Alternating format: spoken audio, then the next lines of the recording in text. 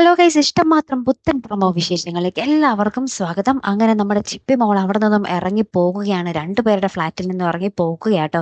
അപ്പൊ നമ്മുടെ ഇഷിതയും മഹേഷ് ഇങ്ങനെ വിളിച്ചു നടക്കുക, നമ്മുടെ ചിപ്പി മോൾ അന്വേഷിച്ച് നടക്കുക. അപ്പൊ നമ്മുടെ ഇഷിത ഇങ്ങനെ പറയുന്നുണ്ട്, ചിപ്പി മോളെ, അമ്മയ്ക്കും ഡാഡിക്കും ഇടയിൽ വഴക്കൊന്നുമില്ല.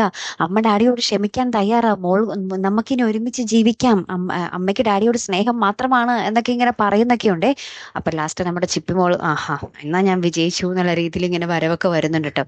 അപ്പൊ നമ്മുടെ മഹേഷ് ഇങ്ങനെ ഇഷിതയോട് ചോദിക്കുന്നുണ്ട്, താൻ യഥാർത്ഥത്തിൽ എന്നോട് ക്ഷമിച്ചോ എന്ന് ചോദിക്കുന്നുണ്ടേ. അപ്പൊ ഞാൻ ഇഷിത പറയുന്നുണ്ട്, എനിക്ക് എങ്ങനെ മഹേഷിനോട് ക്ഷമിക്കാതിരിക്കാൻ കഴിയും?